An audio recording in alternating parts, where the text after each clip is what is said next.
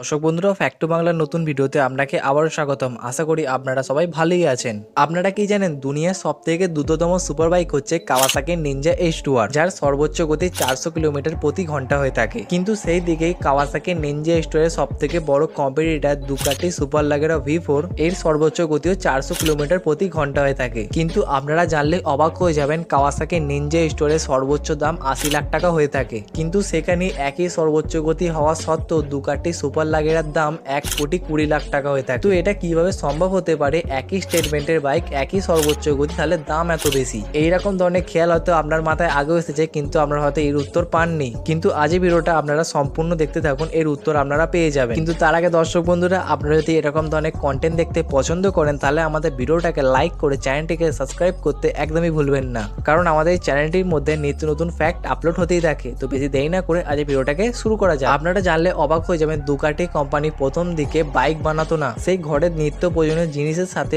Vacuum cleaner বানাতো। এবং কিছু বছর কেটে যাওয়ার পর দুকাটি কোম্পানি এইসব জিনিস থেকে বাইক বানাতে শুরু করে এবং 2014 সালে প্রথম দুকাটি কোম্পানি সুপার লাগেরা V4 কে বানায়, যার সর্বোচ্চ গতি 400 কিলোমিটার প্রতি ঘন্টা ছিল। মানে একদিক থেকে দেখতে গেলে কাওয়াসাকি নিনজা H2R লঞ্চ হওয়ার 1 বছর আগেই বাইকটাকে লঞ্চ করেছিল দুকাটি। কিন্তু একটা প্রশ্ন সবার মাথায় থেকেই যায় যে কাওয়াসাকি নিনজা H2R থেকে দুকাটি সুপার লাগেরার দাম এত বেশি কেন? আসলে দুকাটি কোম্পানি এই বাইকটার পুরো নাম হচ্ছে দুকাটি সুপার লাগেরা V4 1299। এর পিছনে যে আপনি V4 এবং 1299 কে দেখতে পাচ্ছেন, এর মানে হচ্ছে বাইকের মধ্যে 1299 সিসি V4 ইঞ্জিনকে ব্যবহার করা হয়েছে। বাইকের নামে শেষে V4 টা লেখা বাইকের ইঞ্জিনকে প্রদর্শন করে থাকে। এবং পুরো দুনিয়ার মধ্যে সব থেকে দামি সুপার বাইকে যে ইঞ্জিন তৈরি করে থাকে, সেটা দুকাটি করে থাকে। এবং দুকাটি কোম্পানির মতো ইঞ্জিন কোনো কোম্পানি বানায় না, একমাত্র দুকাটি বানিয়ে থাকে, সেটা হচ্ছে V4 এবং V2 ইঞ্জিন। এবং এই পুরো দুনিয়ার মধ্যে দুকাটি কোম্পানি V4 ইঞ্জিন সব থেকে দামি ইঞ্জিন নামে পরিচিত।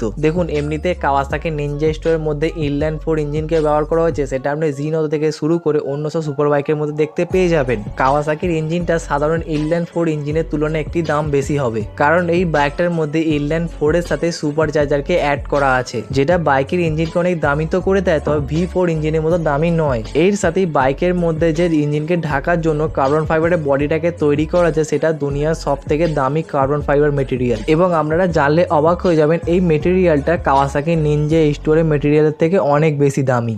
সাথে এই বাইকের মধ্যে সব থেকে অবাক করা একটা বিষয় হলো, এই বাইকটার যে এক্সস্ট ব্যান্ড পাইপটা আছে, সেই ব্যান্ড পাইপের দাম হচ্ছে প্রায় 7.5 লাখ টাকা। তো এখন আপনার মাথায় প্রশ্ন আসতেই পারে যে এর ব্যান্ড পাইপের মধ্যে কি এমন আছে যার জন্য এর ব্যান্ড পাইপের দাম এত বেশি?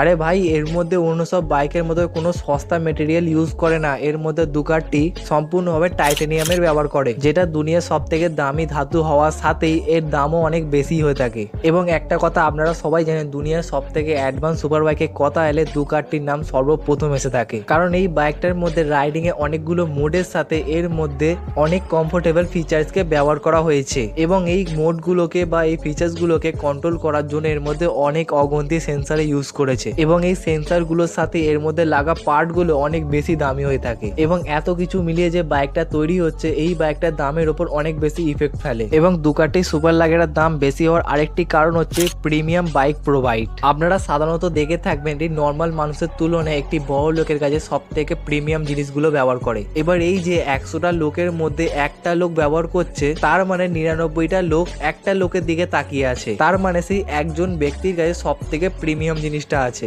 যেটা সবাই কিন্তু পারচেস করতে পারবে না। এবং ঠিক এই একই স্ট্র্যাটেজি দুকাটি কোম্পানি নিজের বাইককে বিক্রি করার সময় করে থাকে। দেখুন, আমাদের ইন্ডিয়ার মধ্যে আপনি কাওয়াসাকি কিন্তু ঘরে ঘরে দেখতে পেলেও দুকাটি কিন্তু ঘরে ঘরে পাবেন না, কারণ দুকাটি বাইককে যারা কিনে তারাই এর মধ্যে খরচাটা জানে। আপনাকে কিছুক্ষণ আগেই বলেছিলাম যে দুকাটি কোম্পানি একটি ব্যান্ড পাইপের দামই হচ্ছে প্রায় 7.5 লাখ টাকা। মানে হিসাব করে দেখতে গেলে এই পয়সার মধ্যে একটি বেনেলি 600 TNT চলে আসবে। এবং নানান রকমের খরচা আছে এই বাইকটার মধ্যে। তো এই টাইমে লোকে পজিটিভের জায়গায় নেগেটিভটাকে ভেবে দুকাটি বাইকটা কিনতে চায় না, কিন্তু দুকাটি বাইকের প্রিমিয়াম লুক সবাইকে পাগল করে দেয়। এবার রাস্তার মধ্যে আপনি কাওয়াসাকি বাইককে তো দেখতে পাচ্ছেন, কিন্তু দুকাটি বাইককে দেখতে পাচ্ছেন না। তার মানে দুকাটি বাইকের বিক্রি কম হচ্ছে, মানে বাইকের দাম তারা কমিয়ে দেবে না, তারা বাইকের দামকে আরো হাই করে দেবে, যাতে বেশিরভাগ টাইমে বড় লোকেরা শুধুমাত্র শো অফ করার জন্য এই বাইকগুলোকে কিনে থাকে। যার জন্য দুকাটি কোম্পানি এই বাইকটার উপর এক্সট্রা প্রিমিয়াম চার্জ করে দেয়। এবং একটা কথা সত্যি, যদি দুকাটি কোম্পানি এখানে যদি ব্রাঞ্চ থাকতো ইন্ডিয়ার মধ্যে, তাহলে দুকাটি বাইকেরও দাম একটু কম হতো। এবার যেহেতু কাওয়াসাকি বাইকগুলোকে আমাদের ইন্ডিয়ার মধ্যে ম্যানুফ্যাকচার করে থাকে, তাই জন্য কাওয়াসাকির দাম একটু কম হয়ে থাকে। তবে প্রিমিয়াম বলুন, শো অফ করার কথা বলুন, ইঞ্জিনের কথা বলুন, যাই বলুন,